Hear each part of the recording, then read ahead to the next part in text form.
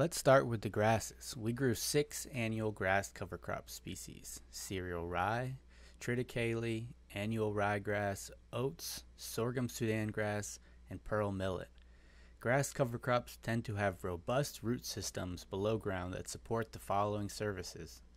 They are great end scavengers, weed suppressors, great for building soil organic matter, keeping the soil in place, and are the best hosts for mycorrhizal fungi. Cereal rye is a winter annual cover crop, also known as a cool season grass, which means this cover crop is planted in fall and terminated in spring because this cover crop is winter hardy. Cereal rye is the most reliable cover crop to get in late. If you miss windows for other winter annuals, there is always cereal rye. Therefore, it's sometimes the only option for planting a cover crop in October or later. It's a great end scavenger, weed suppressor, and a great cover crop for adding lots of organic matter to the soil. Cereal rye is good at performing these services, partially because it can produce a lot of root biomass. Next, we have triticale, which is another winter annual grass that is winter hardy. It's a cross between cereal rye and winter wheat. It's been shown to have similar traits as cereal rye, but is a little bit less aggressive. In a recent study comparing root systems of cover crop species, we found that triticale produced much more root biomass in the between row space than crimson clover and canola. The ability of grass roots to produce more roots in the between row space may be an important way that these grasses are adept at scavenging nitrogen and competing with weeds. Oats are another cool season grass that can be planted in fall or spring, but this one is not winter hardy in New York. Planting date is August through September in fall, or mid-April to mid-May in spring. Similar to the grasses above, oats are capable of producing a lot of root biomass. Annual ryegrass is another cool season grass that can be planted anytime from April to September. In fall, an ideal planting time is mid-August. Annual ryegrass is winter hardy, and there is some concern it will go to seed and become a weed. Annual ryegrass is a good candidate for being interseeded in corn, and many vegetable farmers use it in between vegetable beds. Annual ryegrass is known for its extensive shallow root system, as you can see here. Therefore, this cover crop can be one of the best options for rebuilding soil aggregates.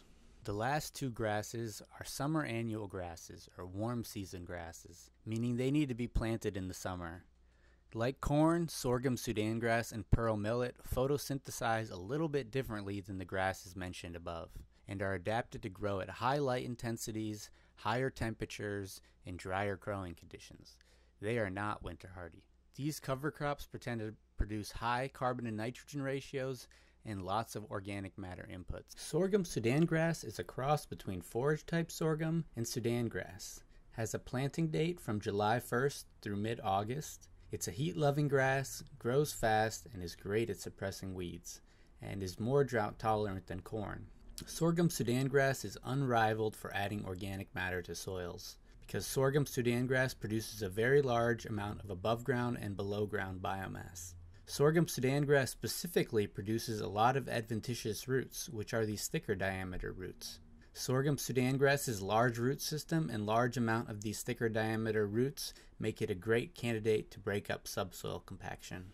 Pearl millet is another summer annual cover crop that is adapted to deal with heat and drought. Matt Ryan and his team are looking at some of these alternative summer forages that can have a slightly shorter season and be more drought tolerant. Here we have pearl millet on the right and sorghum Sudan grass on the left for contrast. Interestingly, although the above ground biomass looks very similar between these two species, the root systems are very different.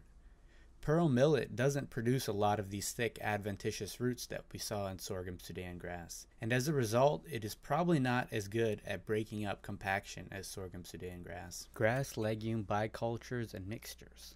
Combining grasses and legumes is a great strategy to help us get the greatest range of services by bringing together species that have different benefits. And they are self-regulating, so that when soil nitrogen is low, the legume will fix nitrogen. But if soil nitrogen is high, the legume will be less competitive and the grass will scavenge nitrogen and prevent leaching. Here we have a commonly planted biculture of oats and Austrian winter peas. The Austrian winter pea is a great nitrogen fixer, but potentially produces less above ground and below ground biomass than oats or cereal rye.